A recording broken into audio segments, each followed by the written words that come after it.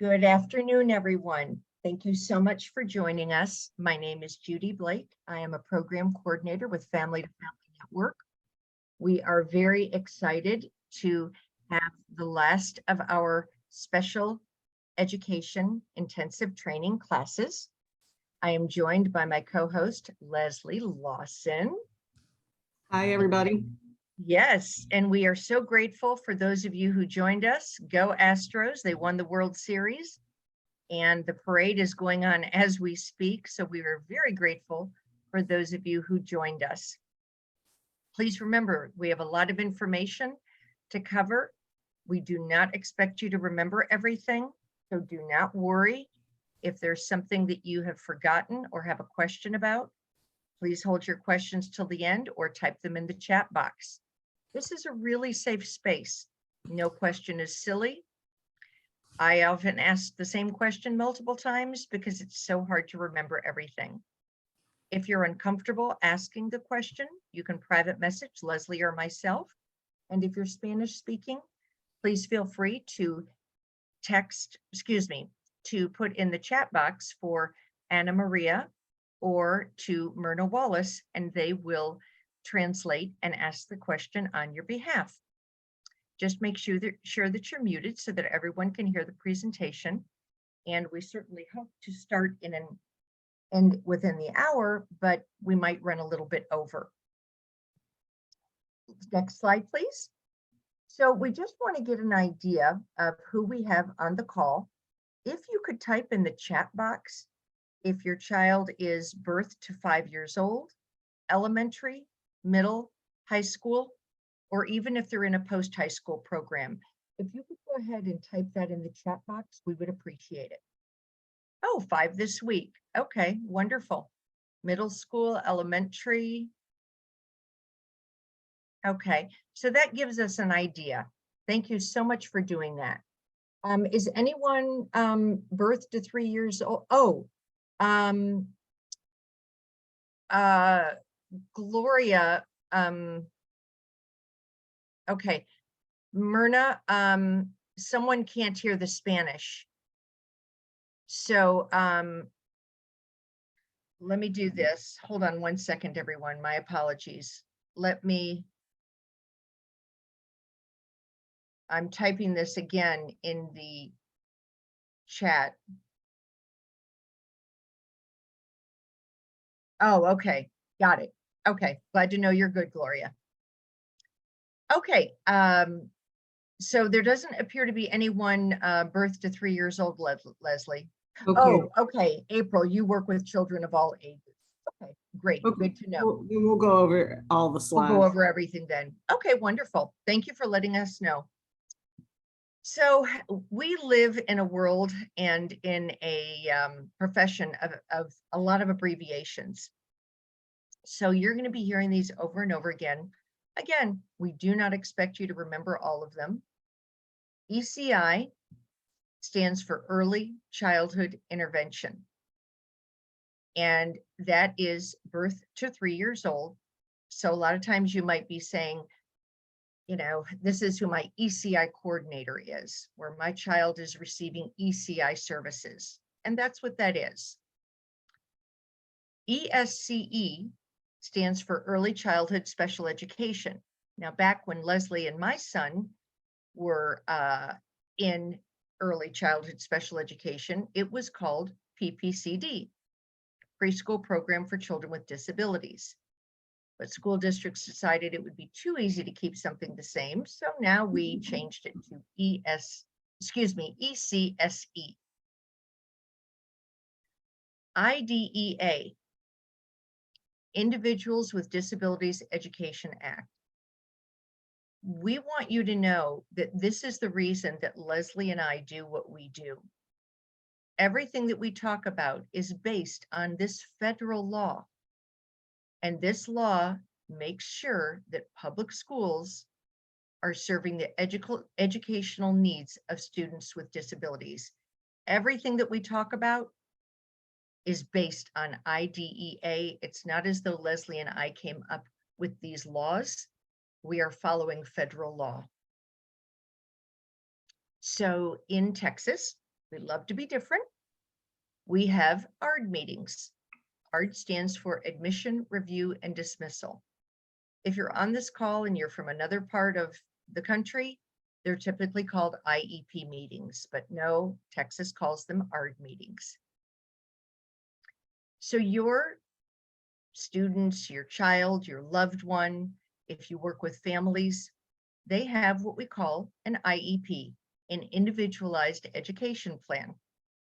So the plan for my son when he was in school, he's now 27, was different than Leslie's son because it should be individualized. If you have a child or know of someone that has maybe some challenging behaviors, maybe they're biting, kicking, they might have just some really extreme behaviors, the school might perform what we call an FBA, and that stands for Functional Behavioral Assessment. And we'll go over more of these in detail. We just wanted to give you an idea.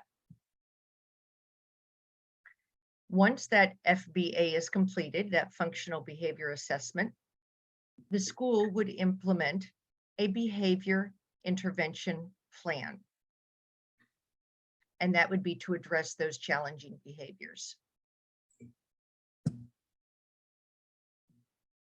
So the purpose of IDEA, and I talked about that briefly, it's to make sure that our students are receiving a free and appropriate education. And that free and appropriate education emphasizes special education and related services. And this is designed to meet the unique needs for that student.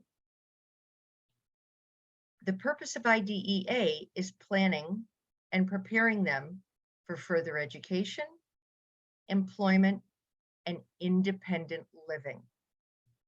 Now, you may be on this call and you may be saying, I don't know if my son or daughter is going to be going to college.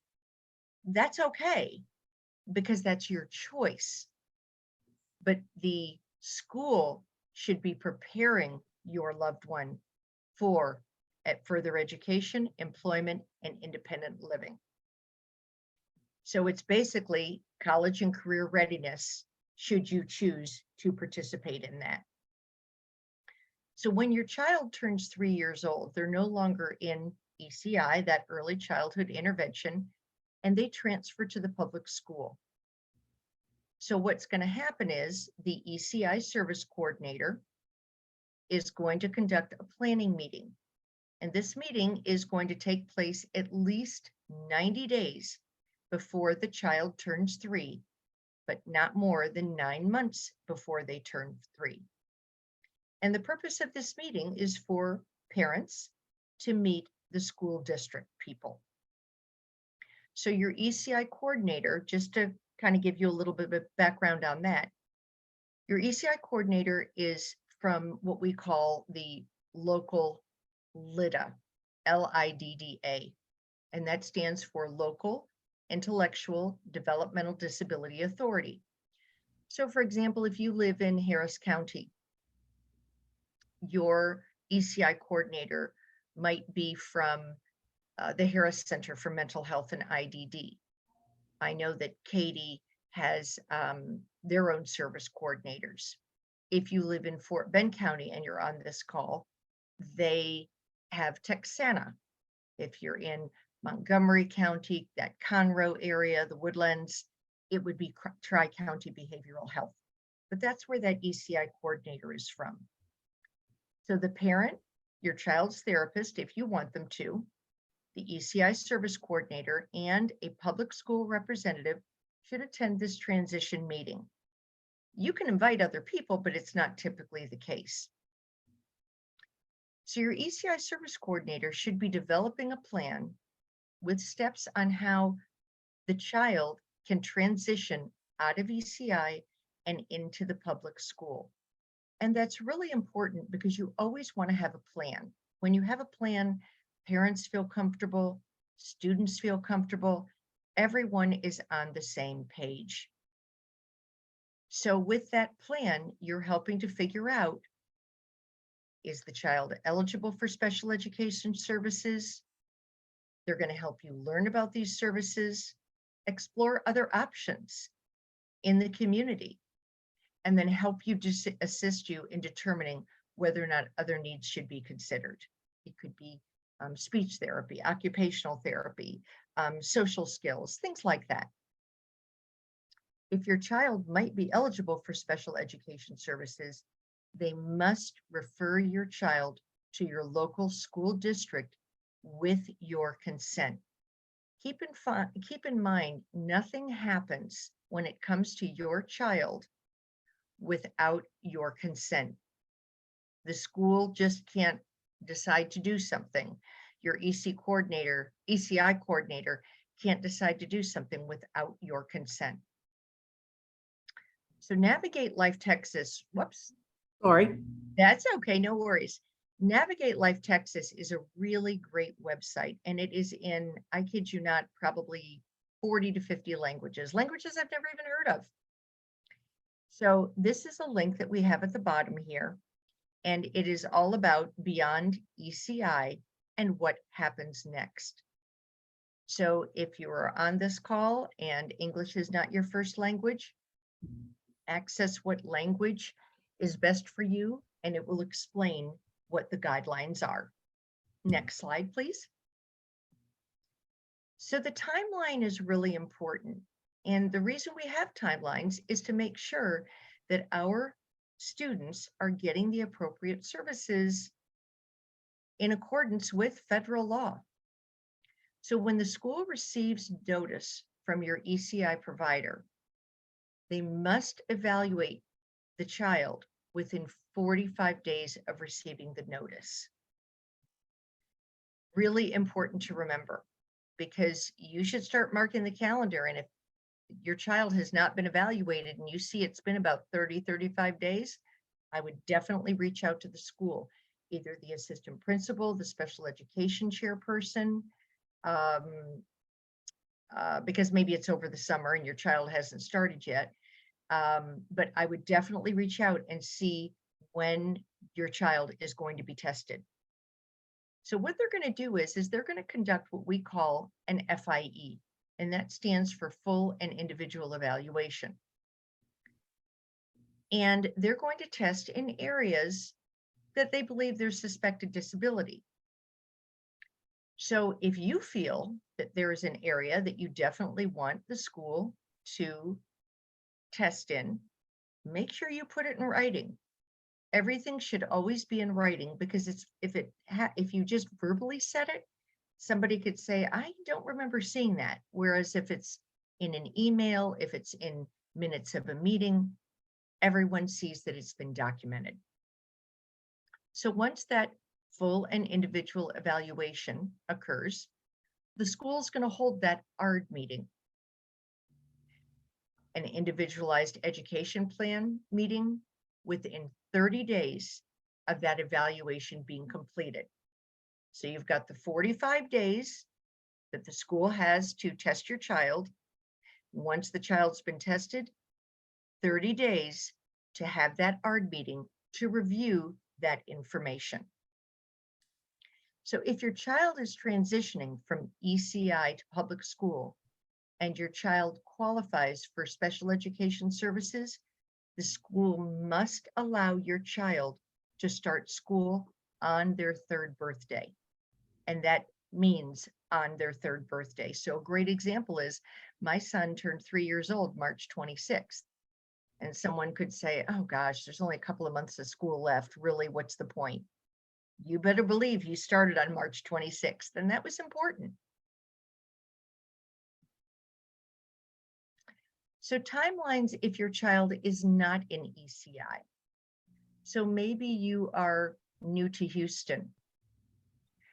Maybe you chose to not participate in ECI.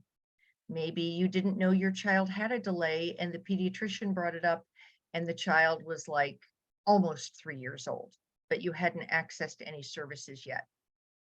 To request an evaluation to see if your child is eligible, submit a written request to your child's school. And what you can do is you can literally Google, what is my home zone school? Because some people are kind of in the middle of two elementary schools.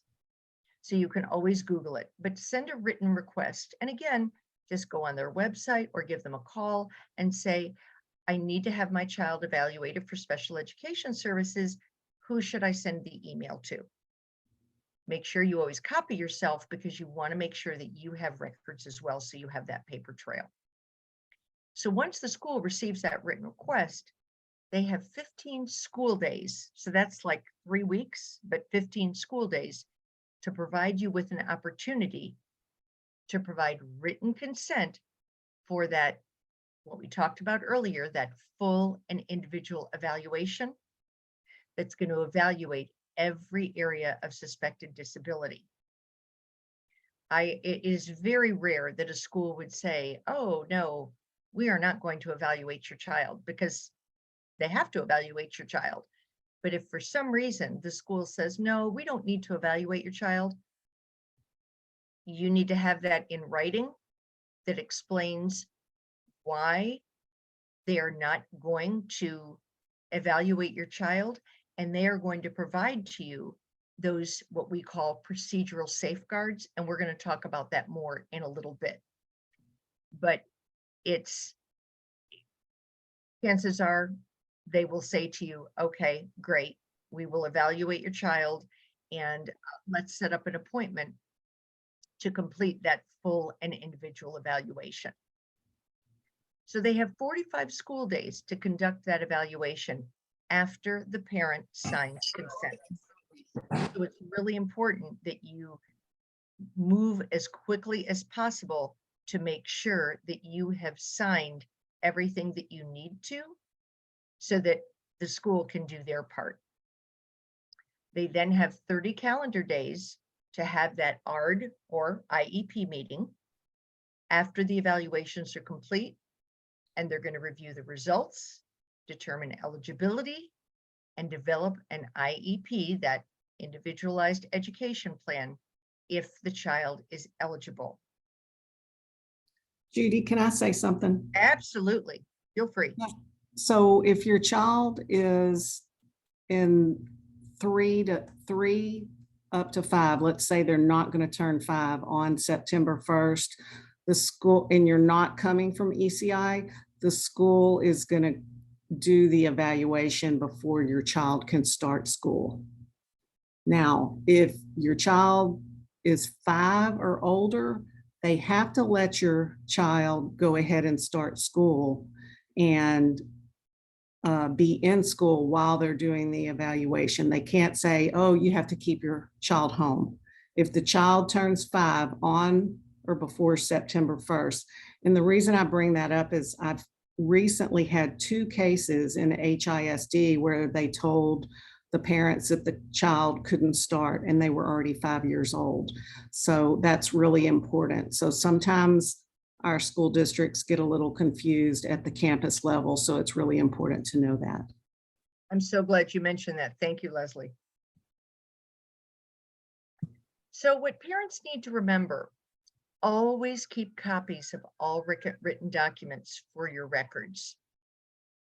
When you're sending an email to someone at the school, make sure that you copy yourself on it. If you haven't heard back from them, follow up, give them a few days, because schools get inundated with emails. And if for some reason, say the school calls you, or they mention something in carpool line, or when you're picking up your son, or in the lunchroom, that's fine.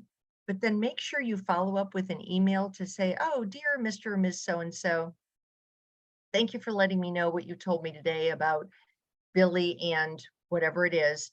I just wanted to make sure that I understood you correctly, and this is what you told me, or this is what you're going to follow up on, or this is what the new procedure is going to be for how you're going to handle something. Just make sure everything is documented, because if it's verbal, somebody's not going to possibly remember. And it's very difficult to always remember what teachers tell parents. That's why if it's written, you have something to fall back on. just remember that anyone can make a referral for an evaluation. So if you as a parent believe that your loved one needs an evaluation, you can make the referral. It's not as though your pediatrician needs to do it or your family practice doctor. You can make that referral as well. So there's a lot of confusion as to what a read is versus an actual full and individual evaluation. So if the school is performing what we call a read, that is a review of existing evaluations and data. So you should be a part of that because you know how your child is doing. And that read is going to be a part of any initial evaluation or any future evaluation, because that's letting everyone know where your child is at. And then maybe where we're going to be going towards, or what goals we're going to try to achieve. But the read is not the same as an evaluation. It is just reviewing that existing information. So you have the right to ask what examinations or tests are going to be used, how they're going to be administered, and what's going to be used to develop that individual education plan. The school must send you written notice when they recommend or when they decline a full and individual evaluation or suggest a screening instead of an FIE. So certainly initially, you always want to have that full and individual evaluation. And then when they call it, well, at least they used to call it the triennial, but every 3 years, they're going to perform another full and individual evaluation. Because Maybe. well, they should be. They should They're going be. to do the read first. Well, yeah, but Ryan always had my son always had the FIE every 3 years. Yeah, but a lot of what happens is a lot of parents think the new formal evaluation has been done when Right. they've only done a read. So make sure.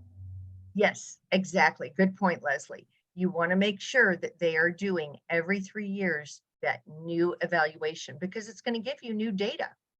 Sure, you want to review the existing data, but you need that new data to see where the areas that your child might need help and where they've really excelled. So again, school must have your written consent before completing any evaluation. You have due process rights in every step of the special education process. And we're going to be discussing that more in depth on Thursday. So just know and always remember that you have the right to agree, you have the right to disagree. So just make sure that you realize you have your rights. So what areas what areas might your child need to be evaluated in? So for example, my son is on the autism spectrum. They also evaluated him for speech. They did evaluate for fine motor. They probably did for gross motor, but he didn't need that. Adaptive behavior. So how is your child doing in daily living skills? IQ, really important. Reading, social skills. So it's important that you know what areas they plan to evaluate your child, because if there's something that they've missed, you want to make sure that they're being tested in that area.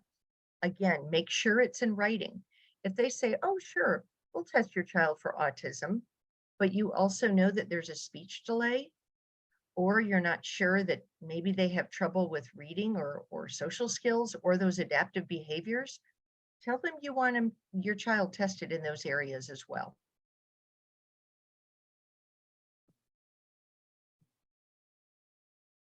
So Leslie, I'm going to have you take over at this point. Parents' rights during the evaluation process. So these are only some of your rights during the process, and I encourage you to look at the IDEA manual. that we posted, or if you don't have that yet, we're going to give that to you. It's a really helpful parent manual. And on page 33, they list all of your rights, but these are just some that I'd like to highlight. Of course, we talked about they have to give you written notice before they do any new evaluation, or if they refuse to evaluate. That's a good time to find out what evaluations they're going to do, and explore that and make sure they're evaluations that you think are relevant, and let them know about anything they've missed, because these initial timelines only apply to the initial evaluation. They don't apply to the reevaluations. So you want to get everything in there the first time if you can, because the timelines apply. You have a right to be given all the information about your child's abilities, skills, and knowledge that's going to be evaluated. Be given descriptions and explanations of the procedures and the test and the reports. And they should give you a copy of the evaluation report so you can review it before the ARD meeting. That's really important. You may need to ask for that in writing. You can email them and ask for that. Personally, I wouldn't go into a meeting to discuss an evaluation report unless I have already seen that and had a chance to look it over. So that's really important to get that beforehand. You have a right to have all the evaluations considered at the meeting, including any outside evaluations that you've had done from professionals who don't work for the school. They do have to consider those also. And of course, you want to make sure you have all the information in your language so you can understand it and have accurate information on your child. Also, it's really important that they don't use any one test to evaluate your child for eligibility, such as an IQ test. They should be using multiple assessments and tests that are appropriate for your child. And I bring that up too. I bring that up also because when my son was first evaluated, when he was 3, he was nonverbal, and I didn't know all of this information, and they used a verbal IQ test, which of course gave him a much lower IQ score when they should have been using a nonverbal IQ test. So it's really important that you know what they're going to use and you have a chance to go and look at all of that and make sure it's appropriate. This is the Texas Autism Target Manual site. And even if your child doesn't have autism, I really like this site because you can look at lots of different types of evaluation. They have charts. They also have interventions for all different areas. And this is a great place to look up whatever evaluations they're going to use for your child, or maybe get an idea for something that they're missing. Like there's evaluations for executive functioning and social skills, things that you or they may not think are relevant, but when you see that and you're like, oh yes, my child has deficits in social skills, so I definitely want him or her to be evaluated in that area. So I really love this website, and they have lots of great videos too. So if they do the evaluation and you think it's incomplete, or wrong, or you don't agree with their recommendations based on that evaluation, what can you do? So you can ask the school to do more testing. Let's say they left out a piece. Maybe they didn't cover OT or speech or something like that. So you can always ask for more testing. And in that IDEA handbook, They have great sample letters to request everything that I'm talking about today. So that's another reason I love that parent manual. You can also ask for the school to pay for an independent education evaluation, an IEE, if you don't agree with their evaluation, or if you don't agree with what they plan to do based on that evaluation, you can ask for an IEE. You can't ask for an IEE for something that the school hasn't done yet, tested in. So you have to, the school has to do theirs, and you have to first before you can request an IEE. Now you can get an outside evaluation at your own expense at any time, of course, and they have to consider that. You must always put these requests in writing, and we put the page numbers from the IDEA manual. The IEEs have to be done by qualified people who are not employed by the school. You can ask them where to get an IEE, or you can have it done by someone that's not on their list. You don't have to use someone on their list, as long as the person meets the qualifications and some other parameters that they're going to give you and is willing to contract with the school for payment. You can use that person. So the school must grant the IEE, or they have to take you to due process to show that their evaluation was appropriate. And generally the school will always grant the IEE because it costs them less to do that than to go through the whole due process. So pretty much it's a given most times that they're going to grant the IEE.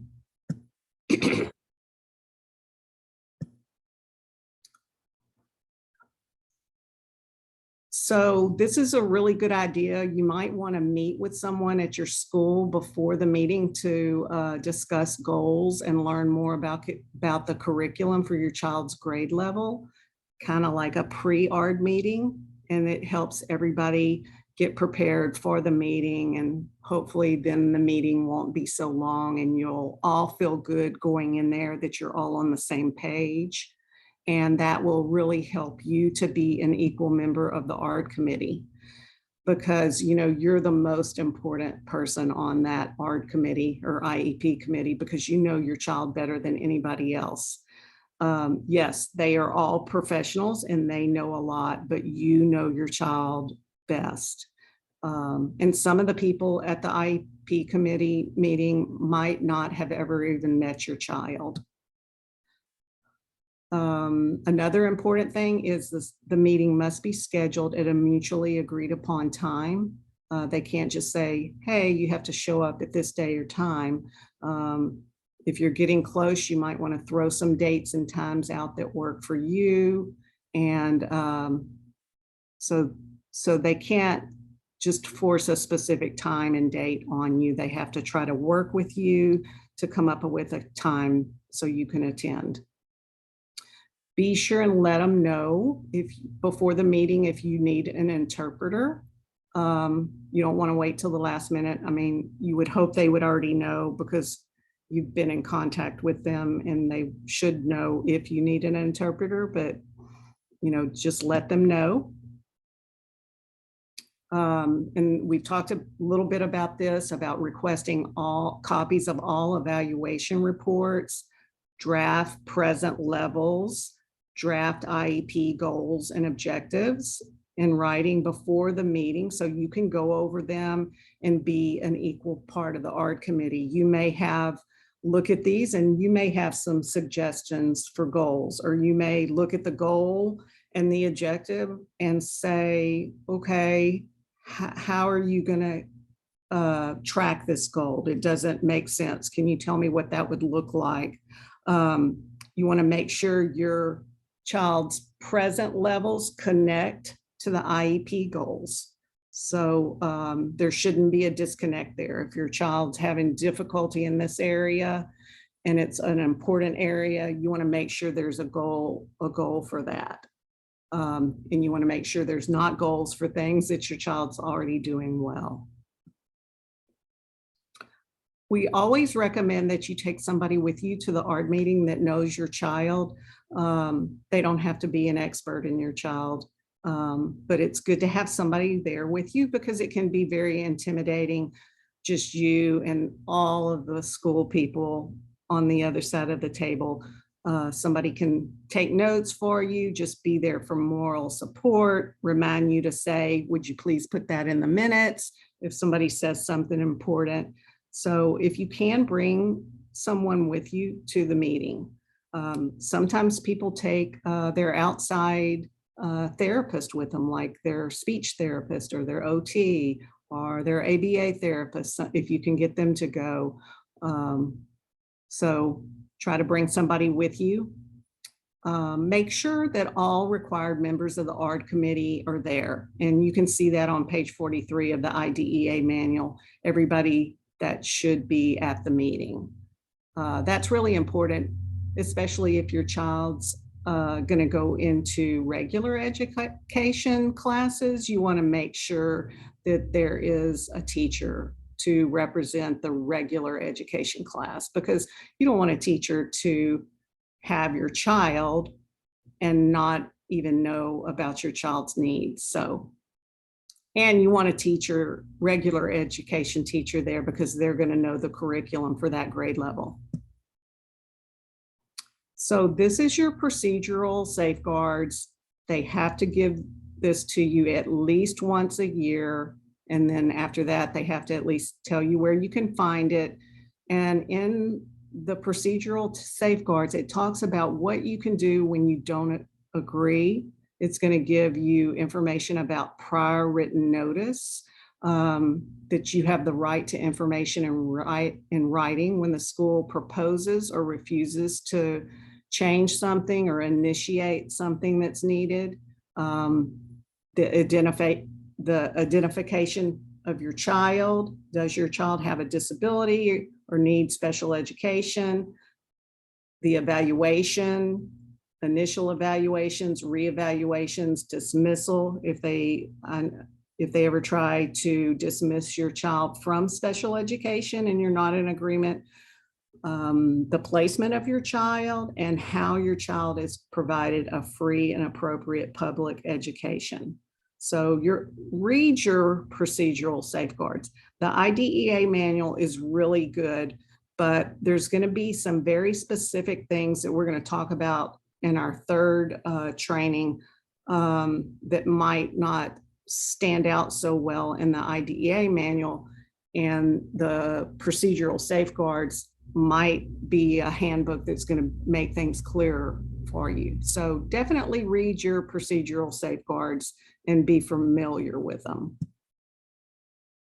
And then we were just talking about prior written notice. Prior written notice is going to be in writing. It's the action the school proposes or refuses to do, why they're making this decision, what information they use to make this decision, like assessments or data that they've collected. It should describe other choices that the IEP considered and the reasons why those choices were rejected. And of course, this notice of procedural this prior written notice should be in your native language. This is just a little chart. I talked a little bit about it a couple of slides ago about how you want to make sure the PLAF, which is your present levels of academic and functional performance, your child's levels, where are they right now, how that links to the goals. You know, you're going to have your evaluation first, and from the evaluation and from parent input, you're going to develop the child's present levels, where they are right now. And from that, you're going to develop measurable annual goals. You're going to have academic goals and functional goals. And it's going to focus on the general education curriculum.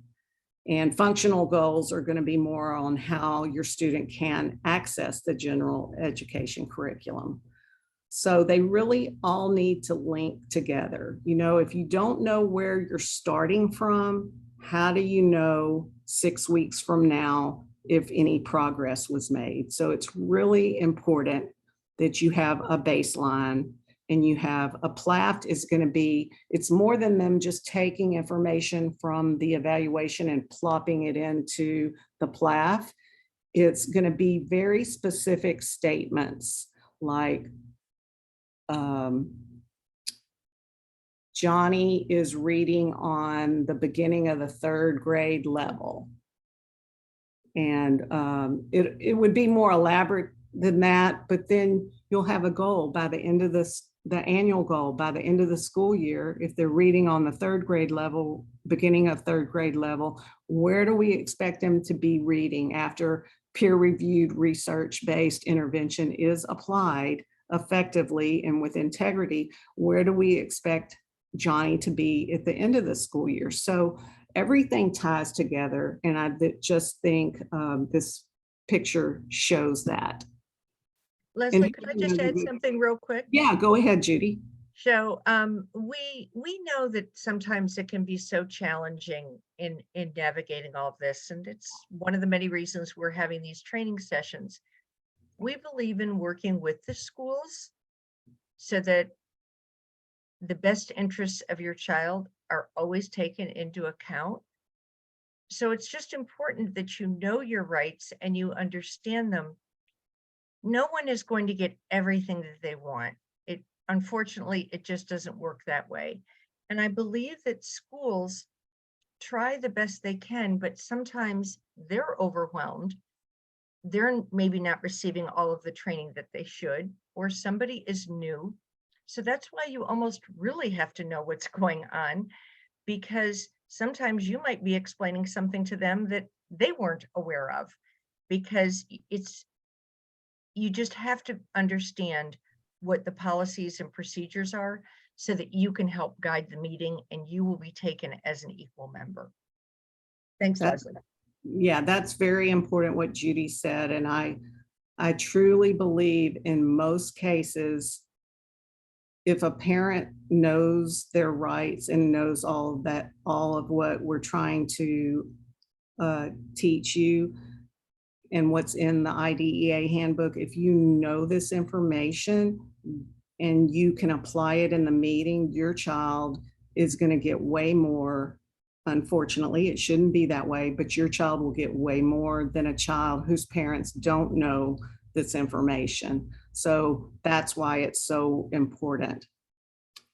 On this slide, it's just another picture that helps you remember that the bottom level, first you have to have your full and individual evaluation, ongoing data collection. Then based on that, you develop present levels of academic and functional performance. And then on top of that, after that, you develop the goals and objectives, determine what supplementary aids and services are needed. And then after you do all of that, only after you do all of that do you start talking about placement. So that's the order it goes in.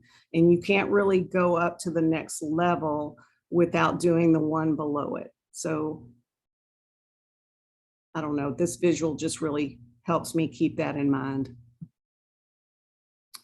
And then Judy talked a little bit about how a read is not an evaluation. And her son always had a 3-year reeval, formal eval. Sometimes schools don't do that. And I've seen many cases where they only do the read and they say, well, we don't really need to do any new formal evaluation because we know that the child's still going to qualify for special ed. But how do we know? Are they making appropriate progress?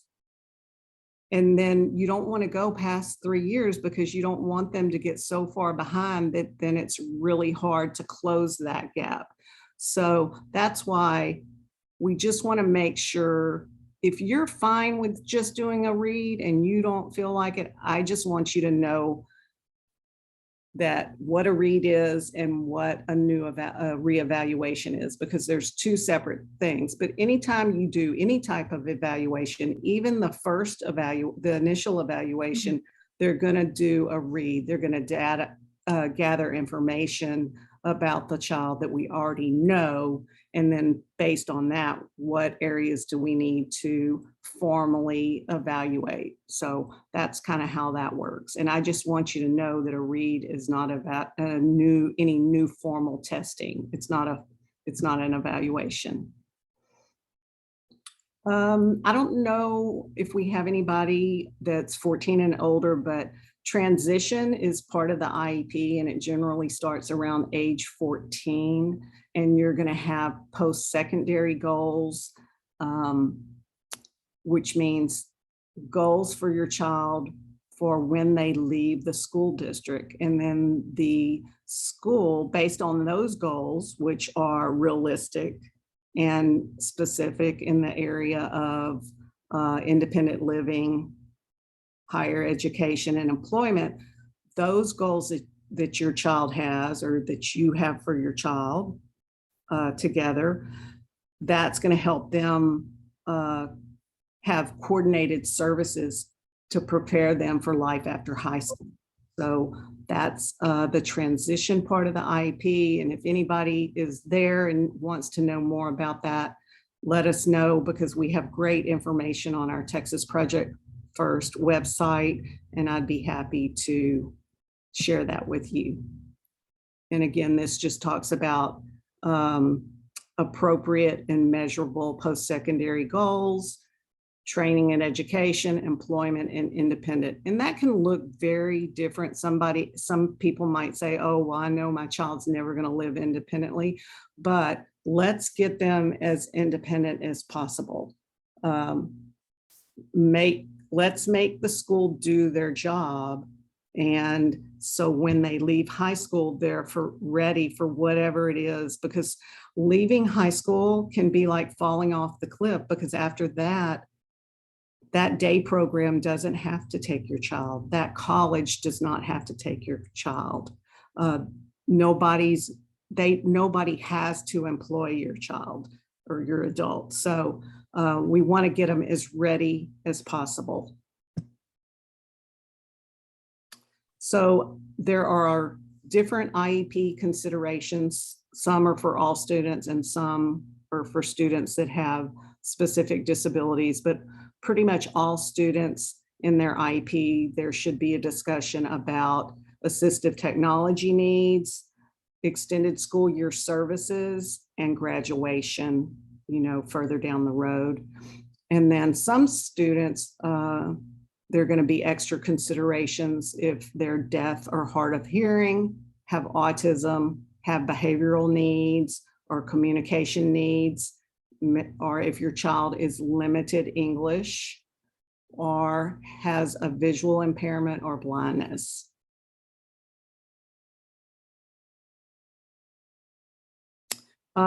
Just because we seem to have so many students with autism these days, just wanted to mention that there is an autism supplement in Texas with 11 extra protections for students on the autism spectrum.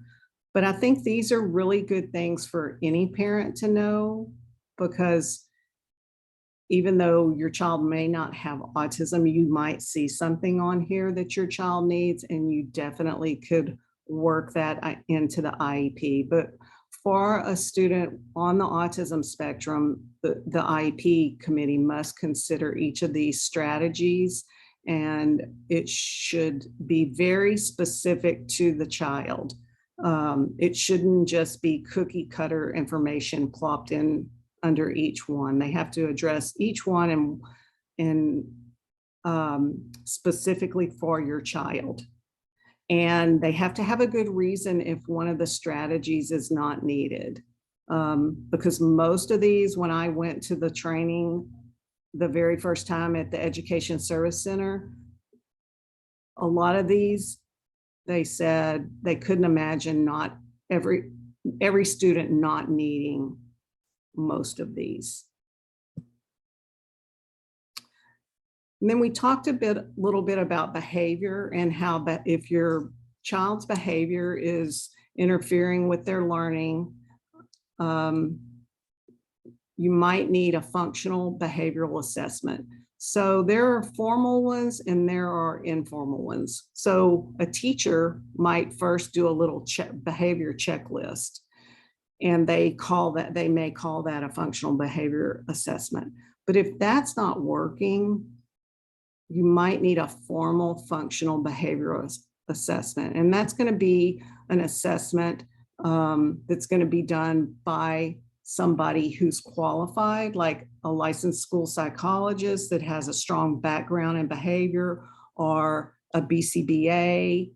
And this isn't just for students with autism. So if your child has any behaviors, you could ask for a formal functional behavior assessment. It's really important that it's a formal one if things aren't going well, because you want somebody qualified to come in and observe your child and then help you develop the behavior intervention plan and train everybody that's going to be working with your child.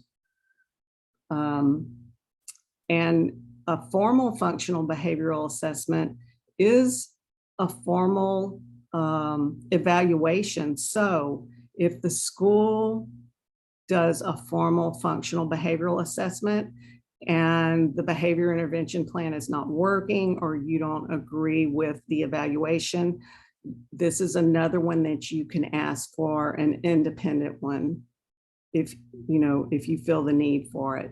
And sometimes that can be very helpful to have an outside trained and qualified professional to come in with a new set of eyes. That's generally the only way they'll ever let somebody from the outside come in, is if somebody's doing an independent evaluation. And again, it's really important that everybody is trained in the behavior intervention plan once it's developed. Otherwise, it's just something on paper, and you want to make sure it's being followed. I'm not going to talk a lot about STAR testing, but starting in 3rd grade, we have state STAR testing, and some students are going to take the STAR test just like the other students. And there are some accommodations that any student can have. Some students maybe need a modified STAR test, that I believe they have one that's online that has modifications that are embedded into the assessment. And then other students with more significant disabilities are going to take the STAR alternate.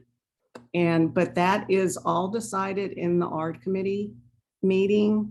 And it's very important that they go through the steps to determine which one is appropriate for your child.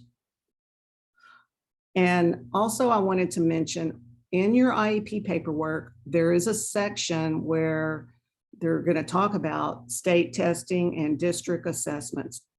Be sure and look at that. Don't forget about the district assessments. A lot of times we see that they check not needed or NA for district assessments. And we really want our students to have the district assessments, because that really gives us a good idea of how they're doing compared to their same age peer. And not that they have to do the same, or that we expect them to always do the same, but it gives us a clear picture of where they are.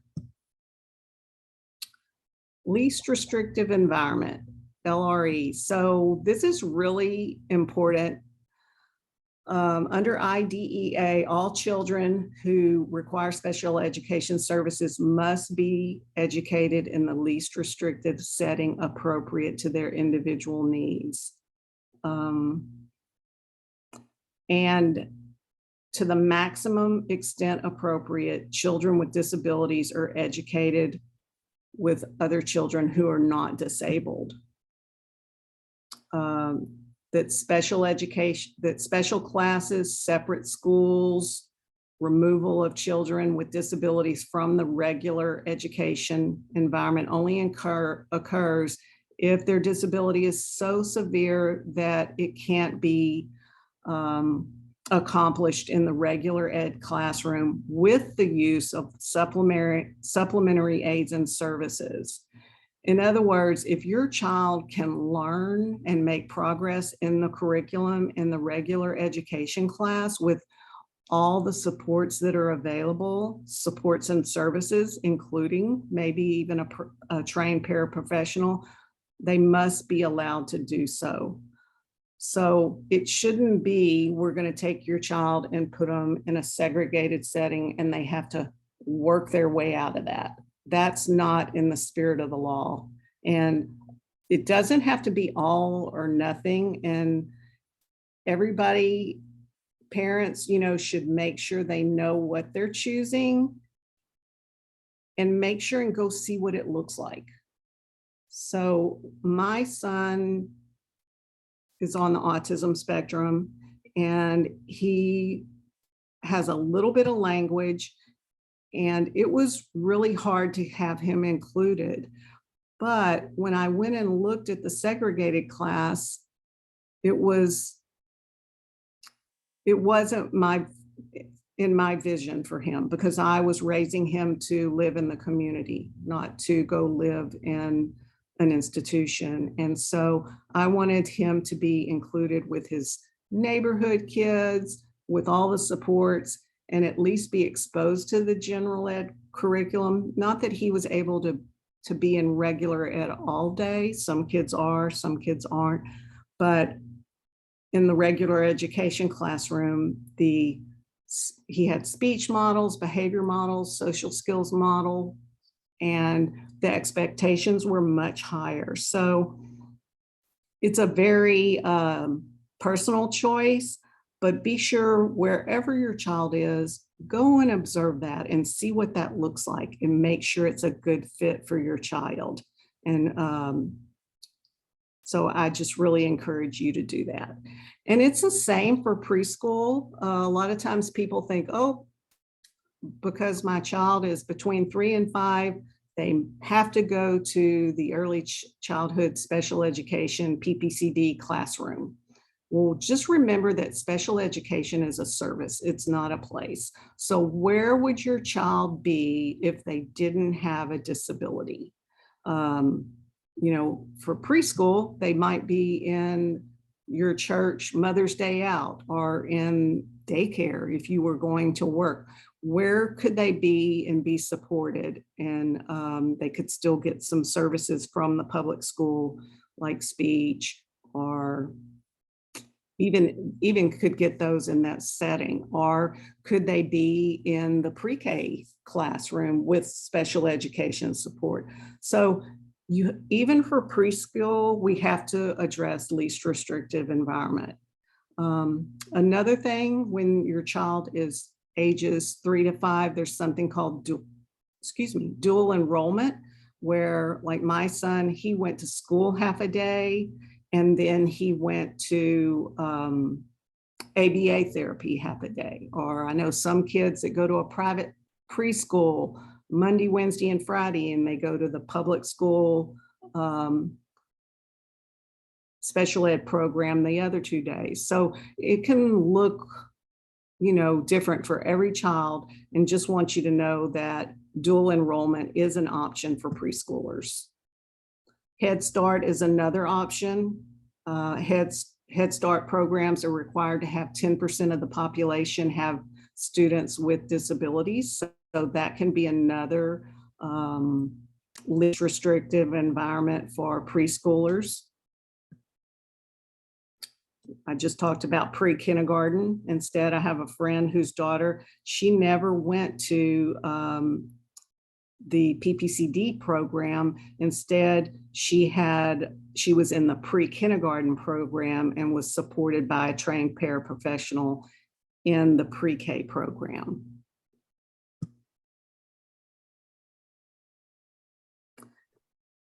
And some schools may not have all the programs on every campus. So a segregated program may be on a specific campus that's at a different school than your child's home school. And so that's another thing too, is sometimes they're not able to go to the same school that all the neighborhood kids go to if they need one of these specific programs. High expectations. I encourage you to always have high expectations for your children. And when you have high expectations, I think the school also has high expectations. And you're a very important member of the decision-making process. So be sure to familiarize yourself with the pre-K curriculum or the kindergarten curriculum or first grade, whatever grade your child is, so you know what they should be learning. And you know, your children can have accommodations and modifications. And what's the difference between those two? Accommodations level the playing field, things like sitting in the front of the classroom, having more time to complete an assignment. Modifications are going to modify the curriculum, and maybe they have to show that they know less than the other students. And that's fine too. But just know the difference between accommodations and modifications, because it could put your child on a different path for when they graduate. The preschool classrooms are going to be very language rich, and I think they still have a lot of play-based too. They're going to have centers, calendar time, and they're going to work on speech and language and early reading. We talked about play, transportation. So transportation is a related service. Not every student who has an IEP needs transportation, but many do. And that should be discussed in the IEP meeting. And if your child does need special transportation, the district is obligated to provide that in most cases. This is just a graphic of the continuum of placements. And you can see mainstream or inclusion, where a child is in the regular education all of the day. Other students may need resource classroom. Some students may need a self-contained classroom, a segregated classroom like life skills or the PPCD program. And then there are some students that go to a non-public school, or if your child needs homebound services. So that's just the continuum of placements, and from least restrictive to the most restrictive. So remember that at the end of every IEP meeting, you have to sign your name and check agree or disagree. Of course, we should always work together with the ARD committee to come to an agreement, but if you don't understand something or you don't agree with something, don't check agree. Anytime you disagree, you come back to the table after 10 days or more and try to come to an agreement. So maybe you need to take that document home and read every page before you agree to it. A lot of times I talk to parents and they don't know their child has autism, and they just the autism supplements in their paperwork, but maybe the ARD committee just skipped over it. Or they'll have your schedule of services page, which is a really important page. It's going to show how much in-class support your child has, or how much speech therapy it has. You have to ask questions. Who, what, is the speech therapy going to be one-on-one? Is it going to be in a group? How many in a group? Where is it going to take place? You should know all of those things and understand every page of that document before you agree to it. You wouldn't go to a bank and sign a note for a loan if you didn't know the terms of the loan. So really know what's in that document before you agree. and know what to do if you do need to disagree, which we will talk more about in our third session. Oh, and I was going to say this is the link for the IDEA parent manual, and we have the link here for English and Spanish. And I really use this. I highlighted tab pages. I brought it with me to every meeting. A lot of times you're treated differently if they think you don't know your rights. So I would always put it on top. They would see that I had that. They would see that I was an informed parent. And I think they really treated me as an equal member of the art committee once they knew that I knew my rights. And this is where you can get the IDEA parent manual. And that's the one that I said has all the great sample letters in there. And this is not right, Judy? Oh, you're muted. Yep, skip over that. Okay. So I put the survey link in the chat box. Feel free to email us. You can call us. Everyone has my email because I'm the one who sends out all those reminders. And Leslie, thank you so much. That was great information. We know we went over on time, but it's really important that you understand what your rights are. As Leslie said, the more you know, the more services you can access and the more respected you will be as a member of the ARD committee. Any questions? The couple of questions that we did have, I was able to type in the chat box, or excuse me, answer in the chat box. Leslie, if you want to go ahead and stop sharing your screen. Okay. So our next meeting is going to be on Wednesday. Any other questions, thoughts? I'm so happy that you enjoyed it, Gusha. Our pleasure. We were very excited that all of you, like I said, showed up because we didn't know if it was just going to be us. So we appreciate that. So our hope, our pleasure. Thank you so much for that compliment.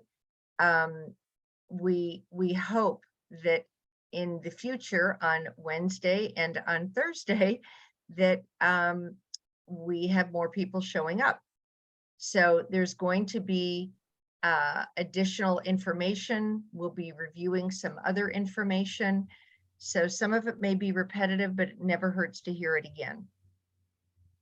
So I'm going to go ahead. Yeah, we will. You will get a copy of the slides, right, Judy? Yeah, email me and I'll be happy to send them. And we'll go, I know this might have been very, just an overview, and we'll get into a lot of things in the next two sessions in more detail. So absolutely. If this wasn't enough for you and maybe you knew everything, all of this already, we'll get into more detail. And of course, email either one of us and we'll be glad to answer any specific questions. Thank you so much for joining us. Have a great day, everyone. Bye, everybody.